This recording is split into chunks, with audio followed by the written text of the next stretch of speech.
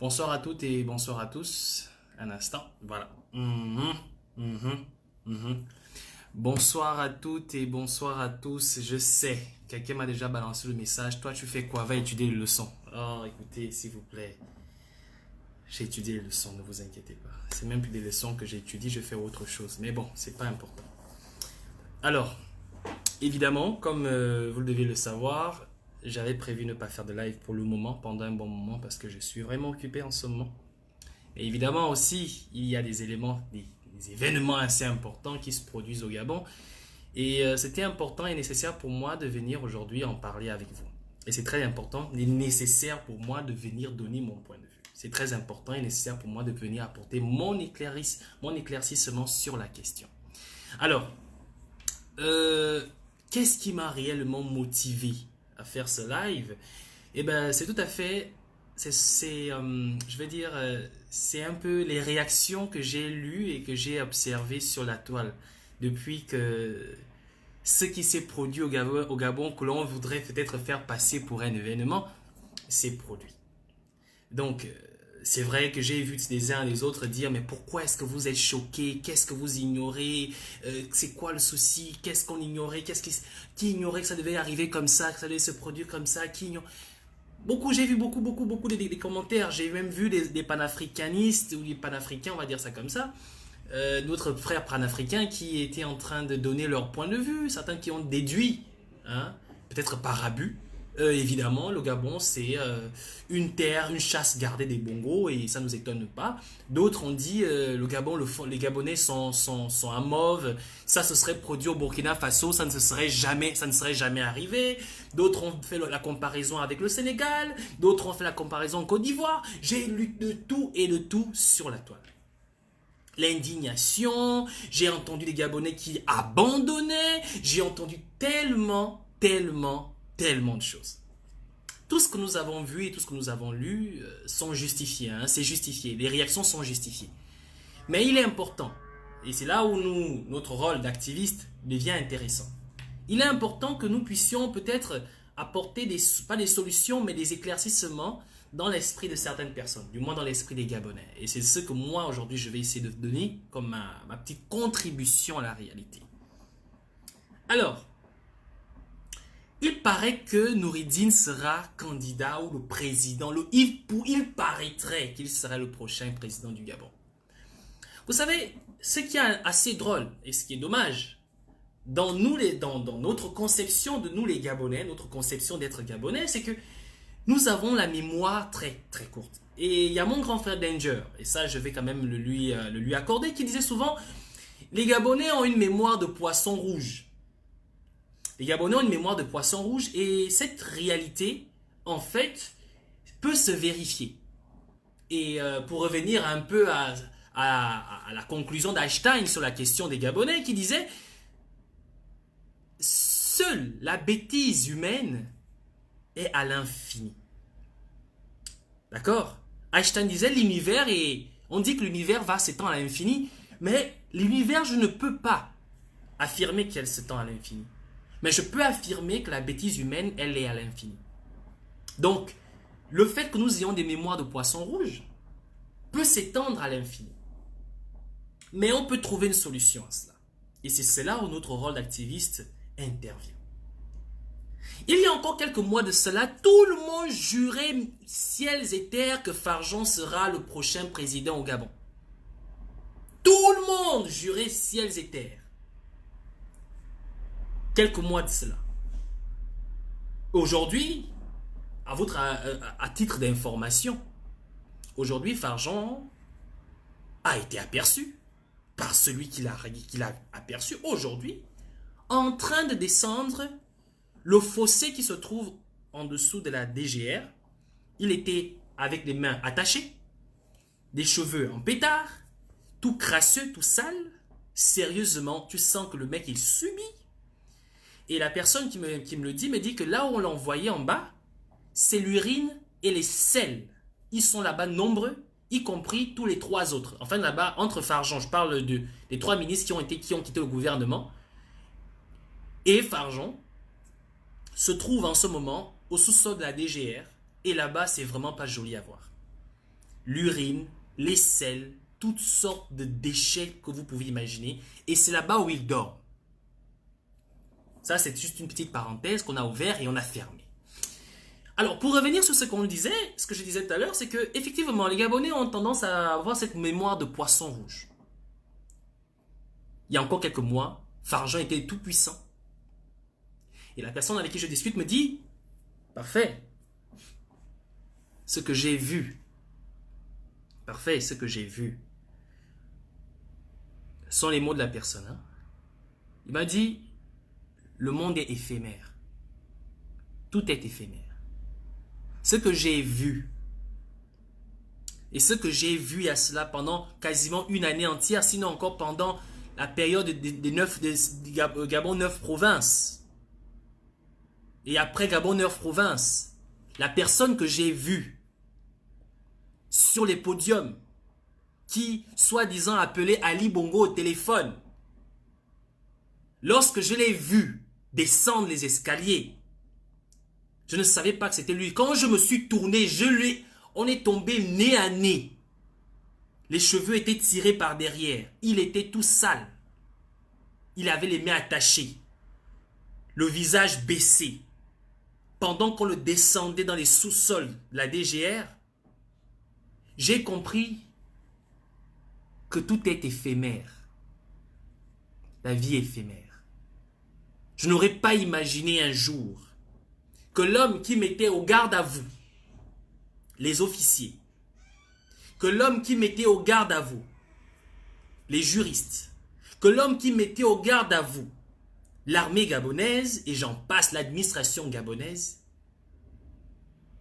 pouvait un jour avoir des mains attachées dans cet état. Parfait, il faisait pitié. C'est-à-dire que vous ne voyez pas. Mais quand j'ai vu ça, il faisait pitié. On nous a demandé d'arrêter les téléphones, de cacher les téléphones parce qu'on ne voulait pas qu'on le filme. Quand il passait, on a demandé à tout le monde de cacher les téléphones. Et quand je me cache mon téléphone et que je me retourne, c'est lui, avec lui, je tombe nez à nez. Je n'ai pas cru que c'était lui. Farjeon est dans un état, vous ne pouvez pas imaginer. Mais ce n'est pas ce qui est plus important. Ce dont je vais vous parler aujourd'hui, ce n'est pas ça. Il faudrait bien le comprendre. On va aller au fur et à mesure. Rappelez-vous, je faisais quelques petits lives, je vous ferai en flash. Je vous parlais du piège à crabe. Et je vous parlais souvent de gros crabes. Je vous ai parlé de 3 gros crabes. Et je vous disais qu'un gros crabe est déjà tombé. Il reste 2 gros crabes. Aujourd'hui, je vais vous parler de qui sont les crabes. Et je vais surtout vous annoncer que le piège est fermé. Noureddine, tout ce qui se passe en fait n'avait pas été prévu ainsi. C'est-à-dire que tout ce qui est en train de se produire aujourd'hui, les arrestations, toutes les interpellations, tout ce que vous voyez aujourd'hui n'avait pas été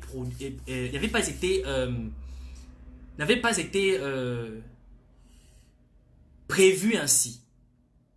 Aujourd'hui, le processus qui a été lancé, non seulement est maladroitement lancé, mais surtout c'est pour essayer de rattraper un retard causé par Farjeon. Mais il a été très très mal pensé. Alors pour ce faire, je vais commencer d'abord par vous raconter une petite histoire. Il faudrait bien que vous écoutez. Et j'aimerais que ceux qui se connectent à l'instant de bien vouloir commencer par partager le live. Partagez le live, c'est très important. Commencez déjà par partager. Vous envoyez en une inbox, en Facebook, là où vous voulez. Partagez-le d'abord pour commencer. Je vais vous raconter une petite histoire. Une histoire vraie. Une histoire que j'ai vécue ici. Alors, je suis arrivé en Turquie en 2013-2014.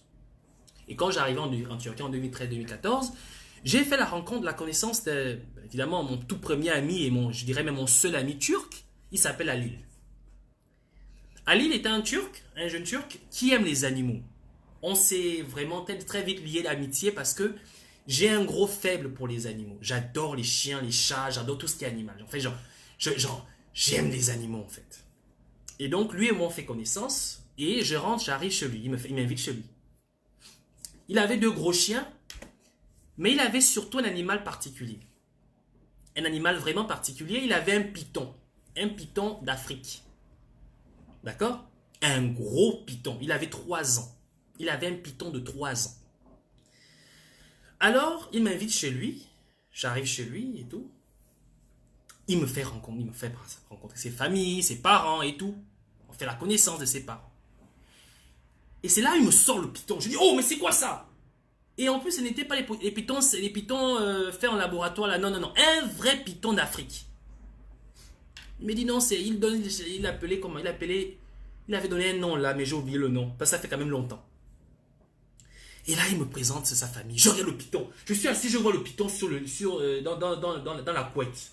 Il avait une forme une sorte de nasse comme ça.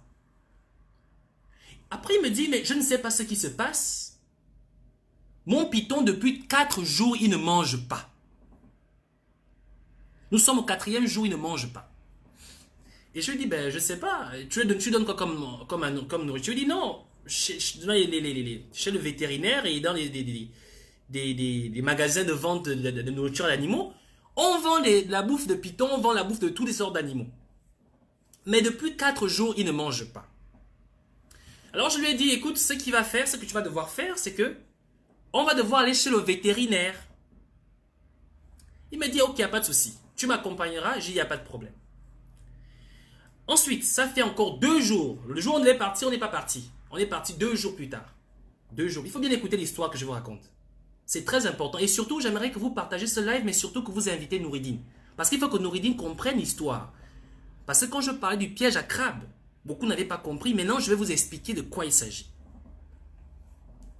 Ensuite, on devait partir 4 jours plus tard. Après les 4 jours en question, on n'est pas parti. On a fait 2 jours encore. Le 2e jour, disons, ça faisait donc 6 jours. Le 6e jour, j'arrive à la maison, je lui dis, bah, écoute, Ali, on va devoir donc ramener le python chez le vétérinaire pour savoir pourquoi il ne mange plus. Depuis 6 jours, le python ne mange plus. On arrive chez le vétérinaire. Déjà, on monte dans la voiture. Moi, j'aime les animaux, mais j'aime manger le python. Le python est trop bon. Mon père m'en fait souvent à la maison quand je suis allé au Gabon. Mais je ne peux pas le voir à côté. Sincèrement, je ne peux pas. Donc, il a pris le serpent, il l'a mis devant le siège passager avant, et moi je me suis assis à l'arrière. On est arrivé chez le vétérinaire, et là, on sort le serpent, on la met chez le vétérinaire. Et le vétérinaire pose la question, depuis quand il ne mange pas? Ali répond, ça fait aujourd'hui 7 jours que le serpent ne mange plus. Et le vétérinaire lui a posé, mais qu'est-ce qu'il fait alors s'il ne mange pas? Il dit non, tout ce qu'il fait, c'est que le soir, il est dans les coins et la nuit, il vient dormir à côté de moi. Donc le mec, le soir, le serpent tourne et la nuit, il vient dormir juste à côté de Halil, mon pote en question. Donc il dort sur le long de son corps. Et le vétérinaire s'est mis à rire. Je lui dis, il s'est mis à rire. Il dit, il fait quoi? Il dit non, le soir, il vient, il monte sur le lit et il s'allonge sur le long du lit. C'est le python qui fait ça. Et moi, je le regardais. Le vétérinaire se met à rire. Moi aussi, je me mets à rire. On se met tous à rire. Après, il m'a dit, ça fait combien de jours? Ça fait 6 jours. Et le vétérinaire a dit, si tu ne l'avais pas emmené aujourd'hui, ou dans les 2 jours qui suivent, il t'aurait mangé. C'est-à-dire que mon sang s'est glacé à l'instant. En fait, mon pote a pris... Non, c'est-à-dire que mon sang s'est glacé à l'instant. En fait, le vétérinaire raconte que les pythons, lorsqu'ils n'arrivent plus à manger, ils ne veulent plus manger la nourriture froide. D'accord?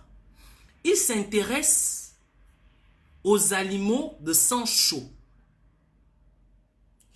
Et lorsqu'il s'allongeait à côté de son maître, c'était pour faire de l'espace. Ok? C'était pour faire de l'espace dans son estomac. Donc, il s'allongeait le long du corps de son maître, Ali, mon pote en question, C'était pour essayer de faire de l'espace. Donc, il ne mangeait pas parce qu'il voulait faire de l'espace dans son estomac. Et c'était ce qu'il faisait. Donc, il vient la nuit, il s'allonge, il dort. Et le soir, le matin, il redescend. Et mon pote s'est mis à rire, le vétérinaire s'est mis à rire. Et sincèrement, je vous dis, j'ai eu un sang-froid pas possible. Et ensuite, le vétérinaire est resté avec le python parce qu'il ne pouvait plus le ramener à la maison. Je ne sais pas ce qui s'est passé après, mais ensuite, on est rentré. Dans cette petite histoire, c'est la première partie du piège à crabe. La première partie du piège à crabe, c'est ça. Noureddin, tu pensais être intelligent en faisant ce que tu as fait là. Je vais te raconter une deuxième histoire, parce que tu n'as pas encore compris là où je vais en venir. Écoute bien la deuxième histoire. La deuxième histoire, c'est une histoire qui est connue de tous les Gabonais. Je ne sais pas si vous connaissez Wawa na Wawa. Le comédien Wawa na Wawa, tout le monde le connaît. Il avait souvent une blague qu'il faisait, la blague d'Ali Bongo, d'Omar Bongo, avec un de ses collaborateurs à machin, comment vous appelez, un de ses collaborateurs qui sont allés manger à l'Élysée. Je sais que tout le monde la connaît, cette blague. La blague de Omar Bongo et ses collaborateurs qui dînaient à l'Élysée. Lorsqu'Omar Bongo, qui entre dans cette salle à manger, qui était recouvert de couverts tout en or ou en argent, je ne sais plus, il y avait, je crois, Yamboum. La fourchette, voilà, l'histoire de la fourchette, bien, merci. Il y avait, je crois, Yamboum ou bien, je ne sais pas trop qui, Pendi Bouiki ou je ne sais pas trop, en tout cas l'un d'entre eux. Alors tous sont éblouis par la fourchette d'argent et veulent voler la fourchette. Donc ça veut dire que Omar Bongo a eu l'idée de vouloir voler la fourchette. Boumboum Yakou a eu l'idée de vouloir voler la fourchette. Mais tout le monde cherchait comment pouvoir voler cette fourchette. Alors, qu'est-ce qui s'est passé? Vous la connaissez, je vais encore la répéter. Peut-être pas comme Wawa na Wawa. Alors, Omar Bongo, surpris alors, Mbumbu Yakou en train de prendre la fourchette et la mettre dans sa veste. Et à ce moment, Omar Bongo, très futé, a trouvé le moyen exact. C'est ça exactement, abracadabra. Yamoum, c'est exactement ça, Thierry. Et là, Omar Bongo trouve le moyen, comme un grand magicien, de trouver à voler cette fourchette. Et qu'est-ce qui se passe? C'est que Omar Bongo attire l'attention de tout le monde sur la table et dit: mesdames et messieurs, je vais vous faire un tour de magie. Je vais prendre cette fourchette d'argent, je vais la mettre dans ma veste et ensuite je vais la faire ressortir quelque part. Tout le monde était ébloui. On va voir ça, Omar Bongo, président du Gabon, qui arrive à l'Élysée, dîner au cours pendant un dîner, va nous faire un tour de magie exceptionnel. Et là, il prend la fourchette d'argent, il la met dans sa veste, et il dit: abracadabra, Yamboum, sors la fourchette de ta poche droite. Et là, Boum Yakou, il est choqué, il dit: mais attends, qu'est-ce qu'il me fait là? Qu'est-ce qu'il me fait? C'est vrai que j'ai pris la fourchette, mais comment il a fait? Évidemment, qu'est-ce que Boum Yakou fait? De sa poche droite, il ressort la fameuse fourchette d'argent. Et tout le monde est éclaboussé. Oh, Omar Bongo est super, Omar Bongo est super. Et qu'est-ce qui est intéressant à comprendre, c'est que après ce tour de magie, Omar Bongo a pu rentrer au Gabon avec sa fourchette d'argent. Eh bien, Noureddin, c'est exactement ce que tu as fait avec Farjon. C'est exactement ce que ta mère est en train de faire avec la Gève. C'est exactement ce que vous êtes en train de faire du Gabon. Mais tu sais, pour faire le rapproche entre l'histoire du python, l'histoire de cette blague de Wawa na Wawa, et ce que vous êtes en train de faire, et surtout, avec l'histoire du piège à crabe. Je vais t'expliquer. J'aimerais maintenant que tu te concentres sur ce que je vais te dire. D'abord, je voudrais dire à toutes les personnes qui se sont senties mal de voir ce qui se passe au Gabon. Vous n'avez pas à vous sentir mal. Au contraire, vous devriez vous rassurer. Et je vais vous rassurer. Je vais vous rassurer. Tout d'abord, l'histoire du python. L'histoire du python, c'est l'erreur que tu as commise aujourd'hui.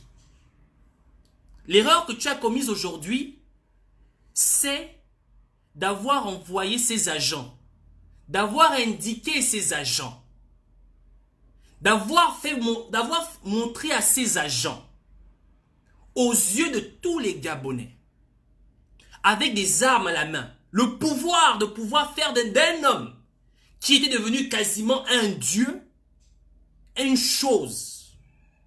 Ça veut dire qu'aujourd'hui, ce que Farjon vit dans les geôles de la prison de la DGR, en étant aujourd'hui moins que rien, toi et ta mère, vous allez vivre la même chose. Je suis parfait, c'est moi qui te le dis aujourd'hui. Et je te dis ceci. Farjon était Dieu au Gabon. Farjon, j'ai vu Farjon mettre des officiers au garde à vous.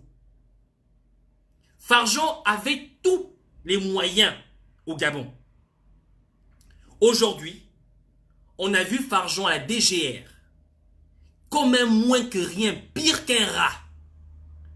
Mais sache que, en envoyant les gens ramasser cet argent dans les coffres forts, tu pensais bien faire, parce que ce qui se passe, c'est que tu croyais que en permettant cette vague d'arrestation, les Gabonais allaient te voir en héros et allaient te soutenir en disant qu'enfin Noureddine est arrivé à régler les problèmes, attraper les voleurs de la République. Mais j'aimerais te dire une chose. 2018, le Gabon avait un budget de peu près 2700-2800 milliards. 2019, le Gabon avait un budget de fonctionnement d'à peu près 2800-2900 milliards. Près de 3000, 2800-2900 milliards à peu près. Ou 2500 milliards. 2700, en tout cas plus de 2000 milliards. En 2018 et en 2019, le budget au Gabon se met en place en juin.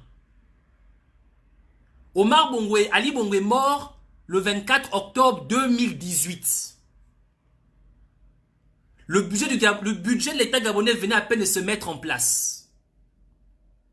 Donc, il y a pas moins de 2000 milliards qui sont portés disparus entre la période de 2018, de juin 2018 au 24 décembre ou du moins au 31 décembre 2018.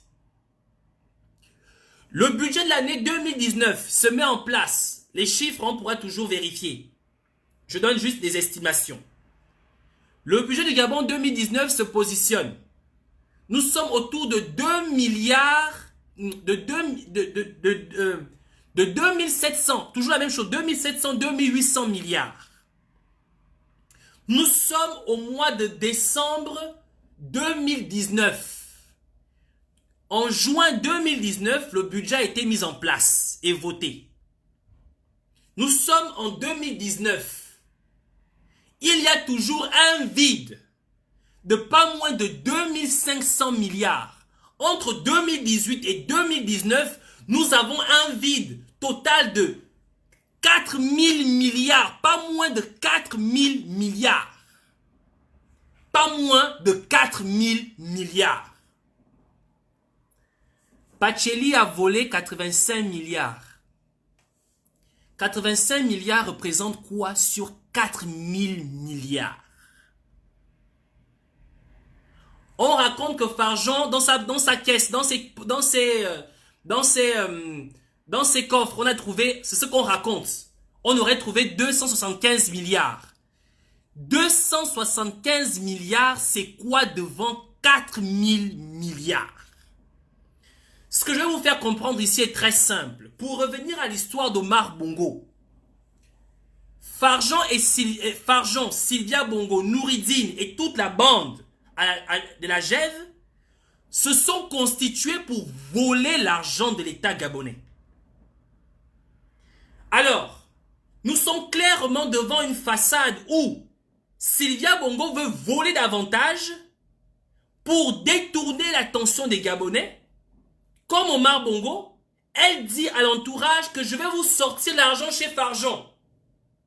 D'un coup, abracadabra, on retrouve de l'argent chez Farjan dans les caisses. Dis-moi un peu, Sylvia, quand tu allais coucher chez Farjan, tu ignorais qu'il y avait des caisses, il y avait des coffres forts sous son lit. Quand tu allais coucher chez Farjan, excusez-moi les mamans, fermez les oreilles. Quand tu baisais avec Farjan là-bas, dans son lit, sur son lit, tu ignorais qu'il avait des caisses, qu'il avait des coffres forts d'argent sous son lit. Tu n'ignorais pas ça. Nouridine Bongo, toi, quand Farjan t'initiait par-ci et par-là, quand tu tournais avec lui à gauche et à droite dans les voitures, tu ignorais qu'il avait des coffres forts sous son lit? Tu ignorais ça? Tu l'ignorais pas, tu le savais. Farjan et Sylvia Bongo savaient que Nouridine et Sylvia Bongo savaient que Farjan avait des coffres forts d'argent sous son lit. Mais ce que tu n'as pas compris, petit imbécile, et tu vas maintenant comprendre, je vais maintenant t'expliquer. Et te parler maintenant de l'histoire, revenir sur l'histoire du python. Ce que tu n'as pas compris en fait, et là je vais te donner ça c'est des mots. Les mots d'un agent de la DGR qui a pris contact avec moi. Voilà ce qu'il m'a dit. Parfait. Depuis que j'ai commencé à faire ce travail, il m'a dit, bonjour frère, excuse-moi mon petit frère, je te suis beaucoup, je vois toujours tout ce que tu fais, mais ne donne pas mon nom. Mais je te demande de dire cela aux Gabonais. Il a dit, ne donne pas mon nom, mais dis cela aux Gabonais. Depuis que nous faisons ce que nous faisons, depuis qu'on arrête les gens, depuis que nous orientons dans les enquêtes, depuis qu'on parle des vols d'argent, des détournements de caisses, des milliards, je n'avais jamais pris conscience de ce qu'étaient les milliards. C'est-à-dire que quand je vous voyais sur vous faites là, vous dites que Akombessi a détourné beaucoup d'argent. Je ne savais pas ce que ça veut dire. En fait, pour moi, je me disais que vous racontez des histoires. Vous nous ennuyez, vous distrayez les Gabonais. Pour moi, dans ma vie, je n'avais jamais vu autant d'argent de ma vie. Je n'avais jamais vu un scénario comme celui que nous avons vu aujourd'hui. Il m'a dit que parfait. J'ai détesté mon travail. C'est-à-dire que nous avons arrêté, nous avons fait la fouille, nous avons fait la perquisition. Mais, parfait, j'ai détesté les bongos. Je te le dis, j'ai détesté les bongos. Je ne suis pas fier de ce que j'ai fait aujourd'hui. Dis-le au peuple gabonais. Dis au peuple gabonais que ce que moi, dans l'anonymat, ce que j'ai fait aujourd'hui, je n'en suis pas fier. Mon petit, depuis que vous faites ce que vous faites, vous parlez à la bouche, vous nous dites des choses, ça ne nous dit rien. Mais lorsque j'ai vu, j'ai détesté les bongos. Ce que je vais te faire comprendre, Nouridine, et là tu vas mieux comprendre, ce que tu as fait, tu crois avoir bien fait, mais tu as ouvert les Gabonais les yeux. Les Gabonais désormais savent que dans vos forts, dans vos maisons,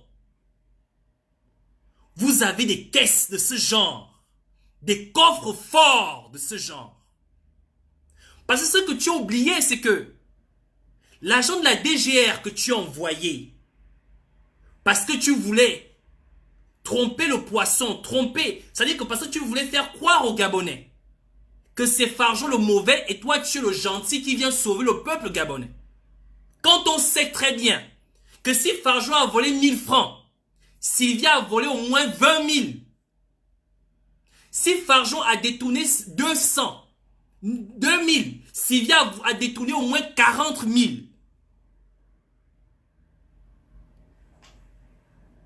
Ce que tu as fait, tu as donné de la suite dans les idées aux gens. Les Gabonais savent désormais que dans la maison d'Ali Bongo, à la Sablière, il y a des coffres forts. Les Gabonais savent désormais que ils sont embourbés sur la nationale 1. Pendant ce temps-là, Sylvia Bongo et l'avion présidentiel ont passé leur temps pendant toute une année à transporter les devises étrangères et les loger à Londres. La maison de Sylvia qui est à Londres est pleine de devises étrangères.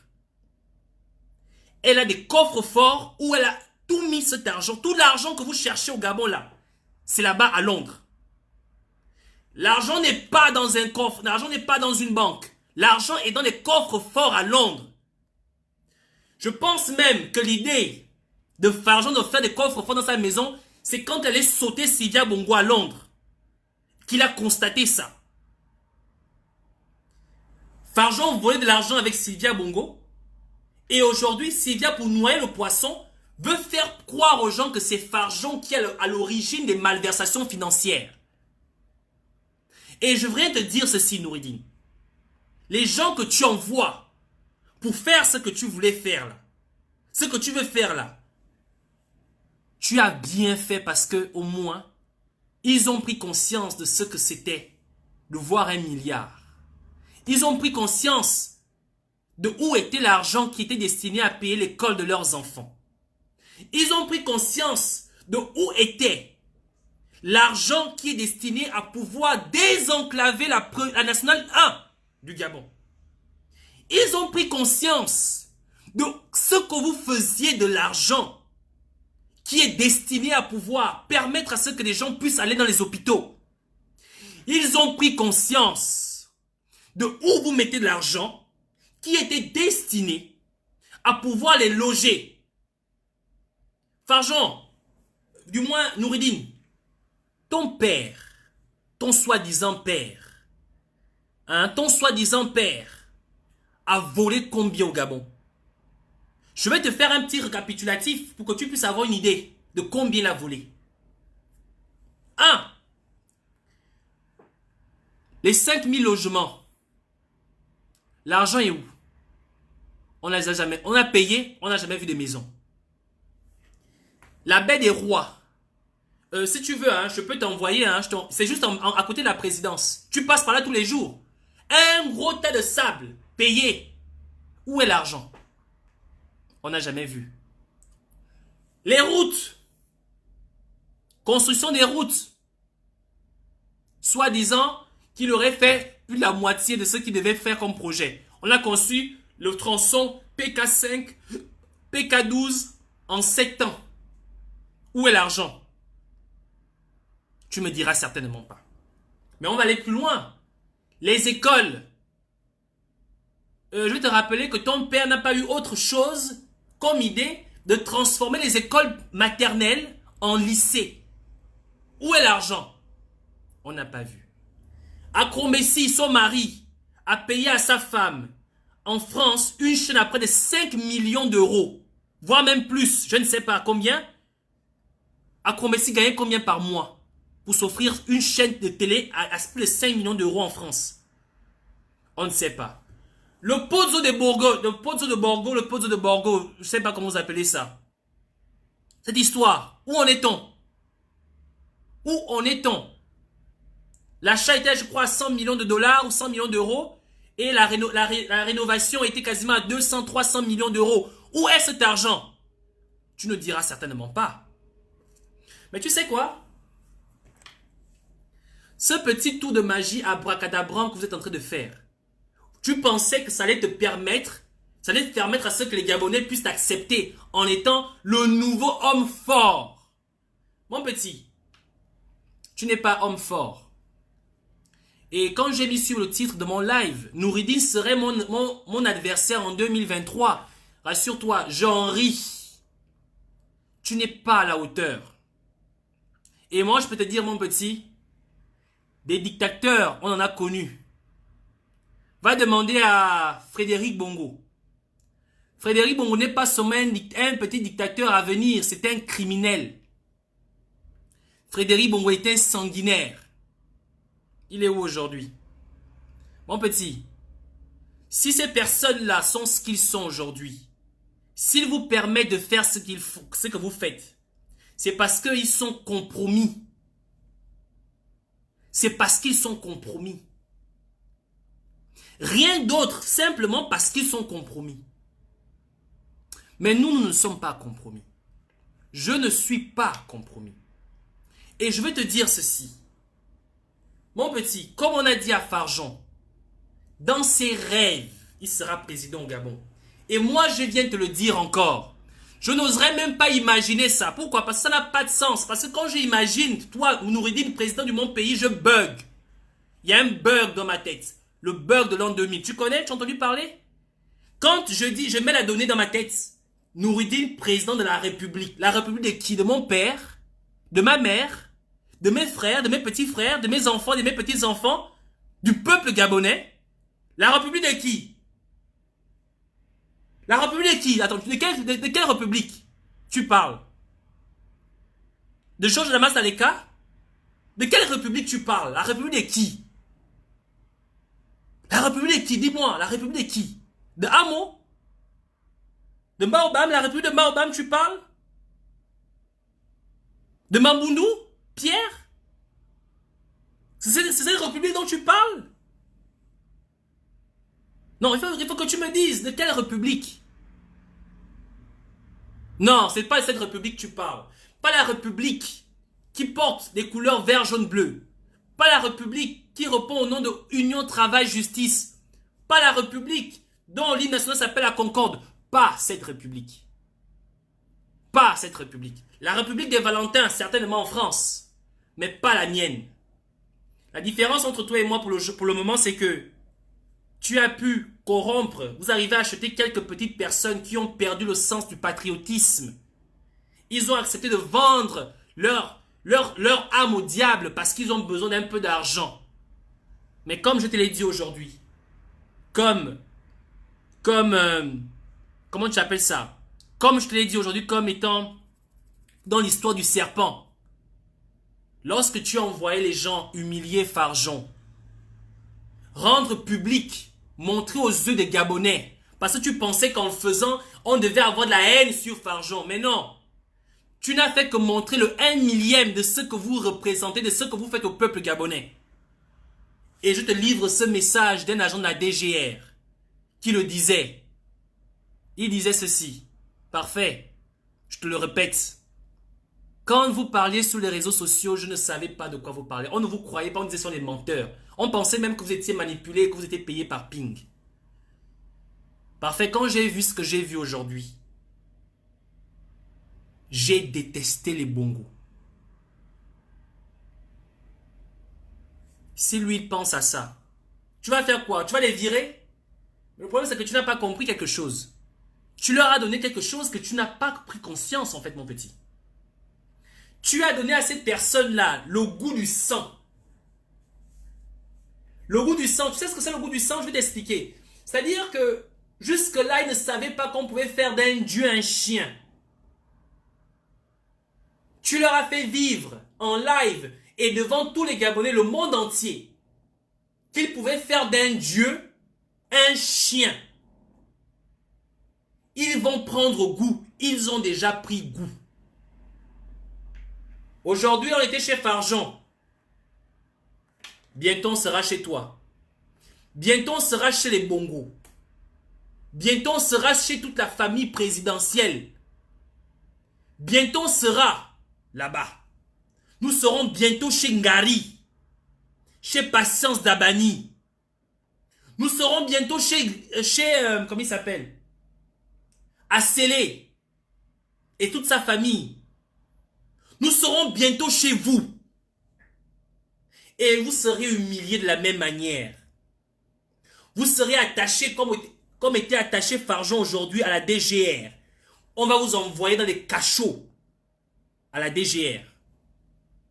Et les gens qui vont faire ce travail, vous savez qui c'est? Ce sont les mêmes personnes qui aujourd'hui vous avez envoyé pour aller vider les caisses de Fargeon.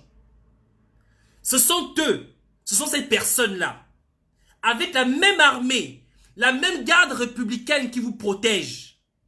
Ils seront ensemble quand ils vont débarquer à la Sablière. C'est vrai que Sylvia Bongo a amené tout l'argent, a transporté tout l'argent d'Ali Bongo à Londres. Parce que tout ce qu'Ali Bongo avait caché à la maison, Sylvia avec l'avion présidentiel a tout transporté en Londres. J'espère très bien, j'espère vraiment que ce jour-là, Sylvia ne sera plus au Gabon. Et j'espère surtout que toi, Nouridine, tu ne seras pas au Gabon. Tu as entendu l'histoire qu'il se pourrait que Ike Ngoni pleurait comme une petite fille.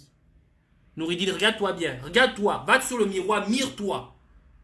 Et essaie un peu de mimer les pleurs d'une petite fille. Commence déjà à le faire parce que tu le feras. Ce qui va se passer, c'est que quand ça va arriver, vraiment, je te donne le conseil de ne pas être au Gabon. Parce que je ne pense pas, même si tu es soit marocain, que Mohamed VI viendra te chercher. Donc, mon petit, il paraît que tu es devenu l'homme qui gère la présidence.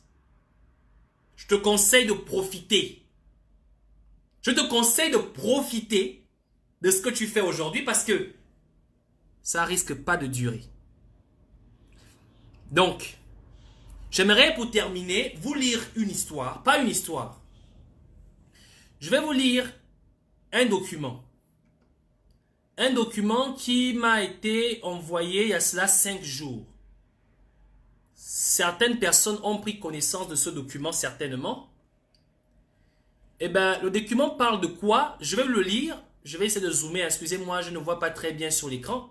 Donc, si j'ai une lecture bizarre, vous pourriez retrouver le lien du document sur ma page. Pourquoi je vais lire ce document? Parce que c'est un document très important, très évocateur. Mais souvent, les Gabonais, nous n'aimons pas lire. Nous, les Gabonais, nous n'aimons pas lire. Alors, pour lire ce document, je demanderai à tous ceux qui viennent à peine de se connecter de bien vouloir partager le live, s'il vous plaît. Partagez le live. N'hésitez pas, s'il vous plaît, de partager le live. Alors, il s'agit de quel document? Je vais vous le montrer. C'est un message qui avait été adressé aux personnes qui vont se reconnaître. Comme vous le voyez, c'est écrit. C'est le document du discours du professeur Albert Ondossa à l'endroit des francs-maçons du Gabon.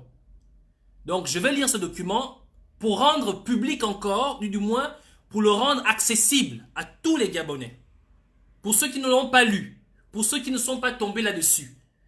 J'aimerais aussi apporter ma contribution pour que ce message puisse passer.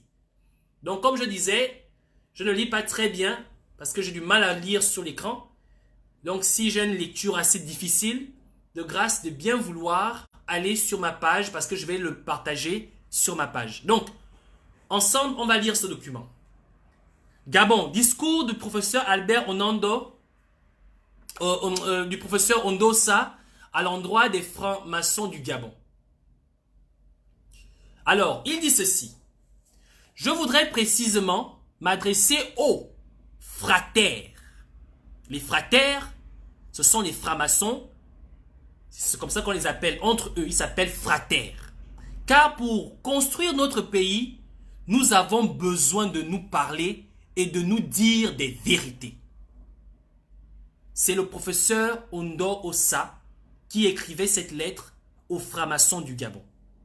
Bien, il dit ceci. Vous les frataires du Gabon, vous êtes en grande partie responsables de la situation actuelle, car votre solidarité vous a conduit à des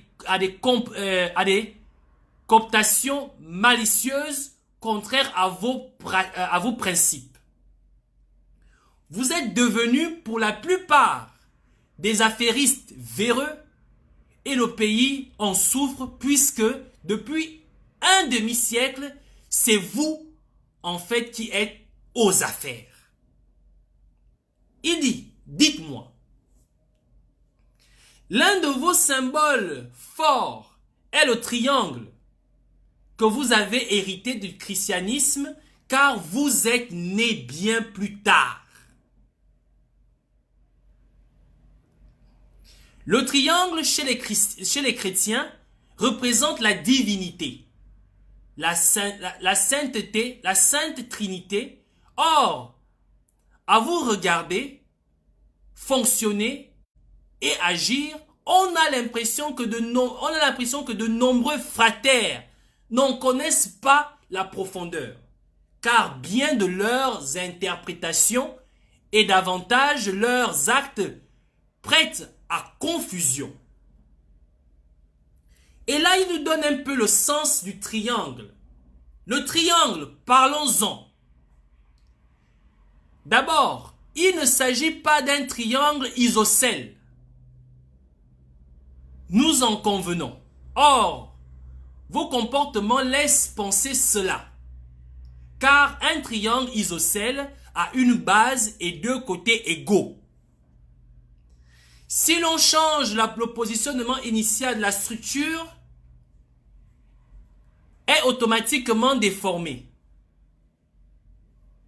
Dans la pratique gabonaise, le triangle reste irrémédiablement isocèle, car c'est toujours les mêmes au sommet.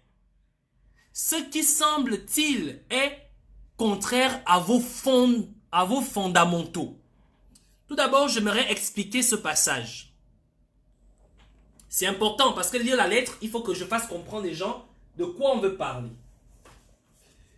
Pour ceux qui ont fait des mathématiques, ou du moins tous ceux qui sont allés à l'école, le triangle isocèle, c'est quoi? Eh bien, le triangle isocèle, c'est ça. Voilà le triangle isocèle. On va dire A, B, C. La particularité de ce triangle, c'est qu'il a deux côtés égaux. Donc, deux côtés égaux. Et il se repose sur une base principale. Deux côtés égaux, deux angles de même dimension. Ce qu'on doit essayer d'expliquer ici sur le triangle isocèle, c'est que la franc-maçonnerie au Gabon repose sur ceci. Le principe du triangle, c'est que si tu le tournes de ce sens-là, on est censé avoir la même représentativité. Ça veut dire que quel que soit l'individu qui est au sommet de l'État, quel que soit l'individu, ou du moins le système qui est au sommet de ce triangle, nous sommes censés avoir les mêmes résultats. Lorsque nous allons de ce principe-là, ce principe nous révèle en fait le principe d'alternance. Alternance qui ne peut pas empêcher à ce que le pays puisse avancer. Alternance qui ne peut pas empêcher à ce que le pays puisse se construire. Mais au Gabon, ce n'est pas possible parce que ce triangle isocèle, si on venait le renverser dans ce sens-là, vous remarquez que le triangle, l'image n'a plus la même forme. C'est de ce dont parle Albert Ondossa, désolé, autant pour moi. Et ensuite, il dit ceci. Ça, c'est dans le cas du triangle isocèle. Il dit ceci. Mais en vérité, il s'agit d'un triangle équilatéral. C'est quoi un triangle équilatéral? Un triangle équilatéral est un triangle qui a les trois côtés égaux et les trois angles de même dimension. Ça veut dire que je vais essayer de faire un triangle équilatéral. Ça veut dire, en fait, je ne peux pas le faire. Pour tracer un triangle équilatéral, il faut un compas. C'est avec un compas qu'on trace un triangle équilatéral. Ça veut dire que les trois côtés doivent avoir la même dimension, les mêmes longueurs, et les angles doivent avoir la même mesure. Dans un cadre d'un triangle équilatéral, l'alternance est assurée. Ça veut dire quoi? Ça veut dire en d'autres termes que quel que soit le positionnement qu'on va avoir, quelle que soit la base qu'on va poser, quel que soit l'angle que l'on veut mettre au sommet, l'image, la représentativité ne change pas. Si nous sommes sur la base d'un développement, d'un Gabon émergent en 2025, comme vous le dites, quelle que soit l'alternance, il n'y a aucune raison que ces objectifs ne soient pas atteints. Mais dans le cas du Gabon, dans le cas des francs-maçons du Gabon, il est impossible. Ils sont sur le principe d'un triangle isocèle et non sur le principe d'un triangle équilatéral. Est-ce que vous comprenez un peu de quoi on veut parler ici? De quoi Albert Ondossa veut parler? Donc je continue à lire. Je continue à lire. Le lien, je le mettrai sur la page, vous pourriez aller le voir. Ceux qui veulent peut-être se connecter, de bien vouloir partager le live. Mais en vérité, je reprends. Mais en vérité, il s'agit... Donc, je vais vous renvoyer la lettre. Mais en vérité, il s'agit d'un triangle équilatéral qui a la particularité d'avoir 3 angles égaux et 3 côtés égaux. Au point qu'à tout instant, le sommet peut devenir la base. Et la base se muer en sommet. Tout en gardant intacte la structure originelle. La conséquence la conséquence en est que le fratère devrait savoir laisser sa place à quelqu'un d'autre au bout d'un cycle et non tout faire pour s'y maintenir.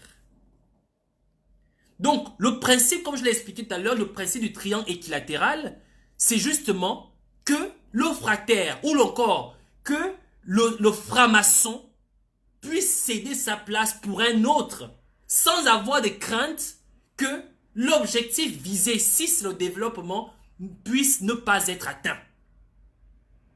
Ça, c'est la première, ça c'est ce que je voudrais expliquer sur le triangle équilatéral.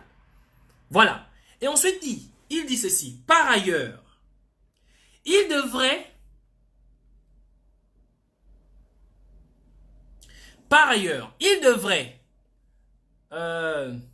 le triangle n'est que la projection sur un plan orthogonal d'une dimension plus grande, qui est appelée la pyramide. Or, la pyramide a 4 faces, au point que lorsqu'on la regarde d'une face, elle n'est qu'un triangle. Elle n'est qu'un triangle. Tous ceux qui ont été en Égypte le savent. De plus, lorsqu'on grimpe sur un côté de la pyramide, les 3 autres côtés vous sont inconnus. Et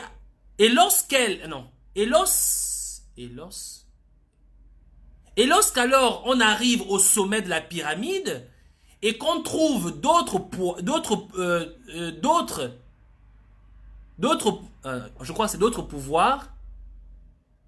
et lorsque on arrive à la pyramide et qu'on trouve d'autres, pourquoi se préoccuper de savoir d'où ils viennent et comment ils en sont arrivés là?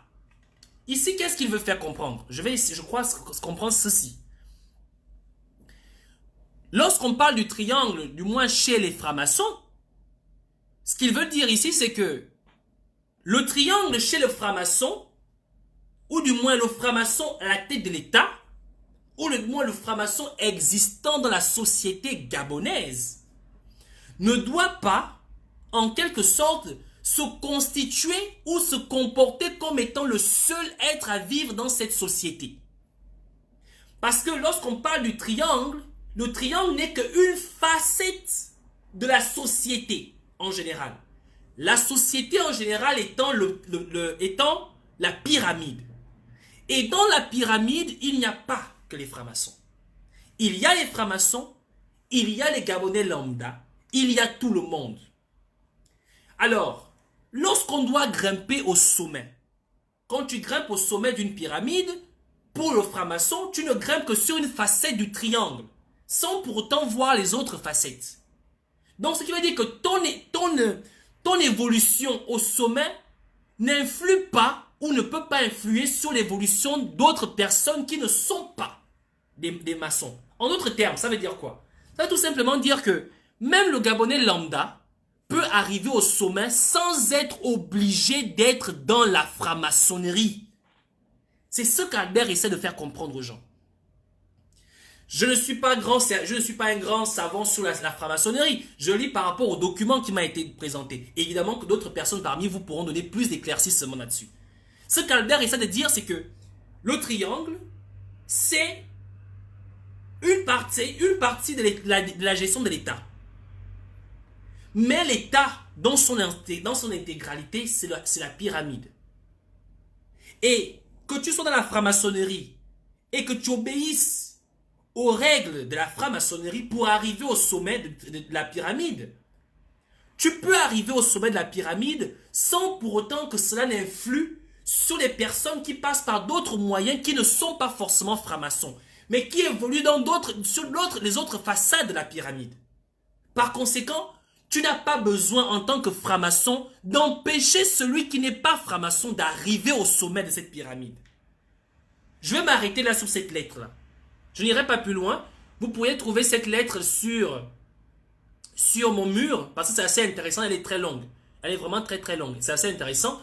Donc, et vous pourrez vous-même comprendre un peu là où ils vont venir. Et puis je vais revenir en disant ceci. Pourquoi est-ce que je fais allusion à cela? Je fais allusion à cela parce qu'à la fin de cette lettre, ce qu'Albert fait comprendre ici, c'est que au Gabon, l'administration, ce sont des francs-maçons. Le chef de service, ce sont des francs-maçons. Les ministres, des francs-maçons. Les directeurs, des francs-maçons. Le chef de l'État, franc-maçon. Tout l'entour, les conseillers, francs-maçons. C'est-à-dire que nous sommes dans une société où il a été décidé que pour devenir ministre, pour devenir chef de service, directeur, enseignant, pour pouvoir évoluer dans la société, il fallait absolument que tu sois franc-maçon. Si tu n'es pas franc-maçon, tu ne peux pas évoluer dans la société. Parce que c'est ce qu'ils ont décidé. Et Albert dit ceci. Si vous avez décidé de garder le pays, mais pourquoi ne pas le faire prospérer? Parce que dans cette lettre, Albert leur pose la question. Il dit, frères, pensez-vous que seul au Gabon, la franc-maçonnerie existe?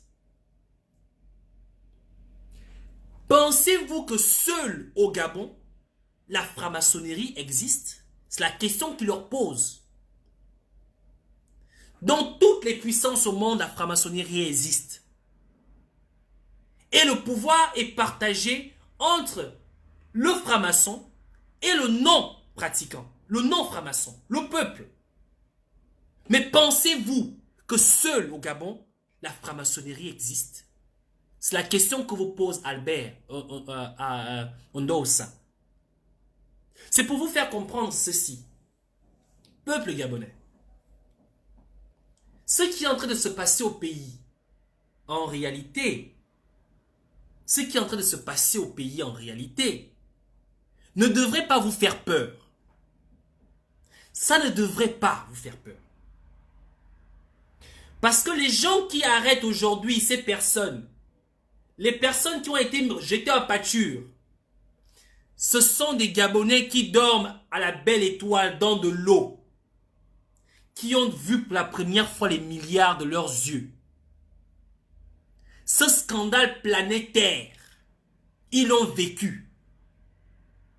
Désormais, ils savent de quoi on parle lorsqu'on dit que de l'argent, des milliards ont été détournés.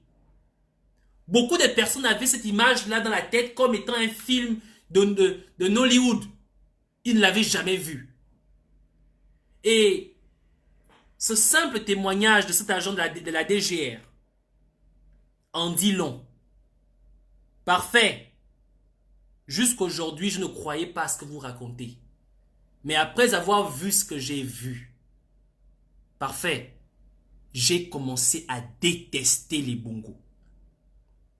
Je te le dis à toi, je ne l'ai dit à personne parce qu'on ne sait pas qui on est, qui est avec toi, tu ne sais pas avec qui tu travailles. Mais je suis sûr que ce que j'ai ressenti à ce moment-là, d'autres l'ont ressenti. Parce que nous nous regardons les yeux dans les yeux, nous nous regardons qu'en chien de faïence. Mais je suis sûr que ce que j'ai ressenti, d'autres l'ont ressenti. Donc, Nouridine, tu croyais bien faire, mais tu as commis une grosse bêtise. Et la personne qui t'a envoyé, ou du moins qui te conseille, de comment gagner le cœur des Gabonais en faisant ce que tu fais là, il t'a trompé. Je souhaite juste une seule chose. Que les activistes ou toutes les personnes qui aujourd'hui s'investissent à faire des lives, je souhaite seulement qu'ils orientent les Gabonais dans ce sens. Sachez que ceux qu'ils pensaient avoir fait un coup de maître là, ceux qu'ils pensaient avoir fait un coup de maître en réalité, il s'est trompé. Il a commis une énorme erreur. Aujourd'hui, les Gabonais ont vu les caisses. Les Gabonais ont vu les coffres forts enterrés sous terre. Dans la maison de celui qui était jadis encore hier le Tout-Puissant. Le Tout-Puissant. Donc, je vous demande de partager ce live. Tous ceux qui viennent à peine d'arriver, partagez ce live. Envoyez-le à vos amis, à vos copains, sur WhatsApp, sur Facebook, sur... peu importe. Faites passer ce message. Et je souhaite à ce que les activistes qui font des lives, vous puissiez en faire autant. Je pense que seule personne ne peut libérer ce pays. Et ça, c'est une conviction. Et j'en suis sûr. Mais, avec un peu d'humilité, un peu de bon sens, ensemble, nous pourrions libérer notre pays. Merci d'avoir suivi ce live, mais surtout merci de l'avoir partagé. N'hésitez pas avant de partir, première chose, vous partagez. Partagez, n'ayez pas honte, ne soyez pas gênés de le faire. Faites-le, c'est important. Et je vous demande surtout de garder espoir, parce que rien n'est perdu, au contraire. Vous devriez en rire. Parce que Nouridine et sa mère ont commis une grosse bêtise. Si Farjon a volé 270 milliards dans sa maison, trouvé dans sa maison, Sylvie en a volé combien? C'est la vraie question que vous devriez vous poser. Si Farjon avait 270 milliards dans sa maison, comme on dit, il se pourrait. Sylvia Bongo et son fils en ont combien en leur possession? N'oubliez pas cela. Ils nous ont montré, ils ont voulu rendre public parce qu'ils voulaient faire croire aux gens que c'est Nouridine, le nouveau Zorro.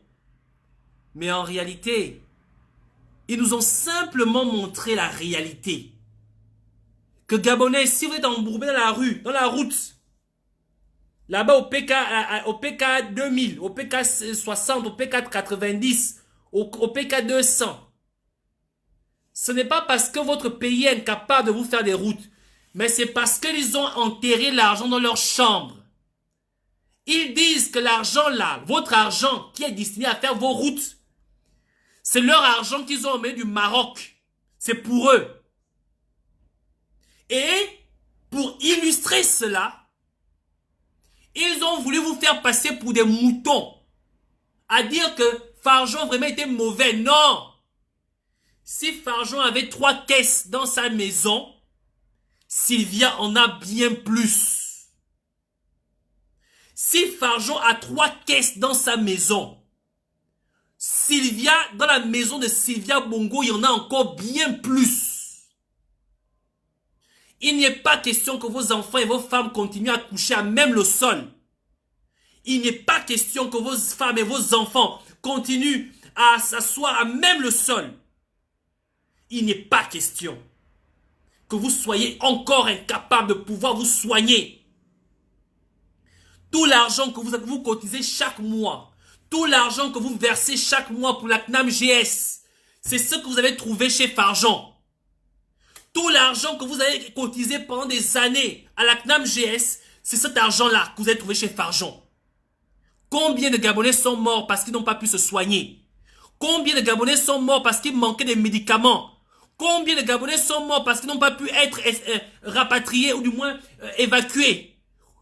Combien de Gabonais sont morts parce que il manquait de sparadrap? Cet argent, Sylvia et Farjan se sont partagés cela. Et c'est Sylvia qui a fait savoir aux gens qu'il y avait des caisses d'argent chez Farjan. Parce que quand elle allait souvent coucher chez lui, elle voyait ces caisses d'argent. Lorsqu'on veut noyer son chien, on dit qu'il a des puces. Lorsqu'on veut noyer son chien, on dit qu'il a des puces. Nous n'allons pas tomber dans ce piège. Nous n'allons pas tomber dans ce piège. Vous avez rendu public le mal que vous faites aux Gabonais. Ce n'est pas Farjan qui fait le mal aux Gabonais. Vous avez rendu public, vous, tous autant que vous êtes, le mal que vous faites aux Gabonais. J'espère qu'il ne restera pas, cet exemple ne tombera pas dans les oreilles des sourds. Et j'espère que les Gabonais ne seront pas aveugles en voyant ce qu'on a vu aujourd'hui.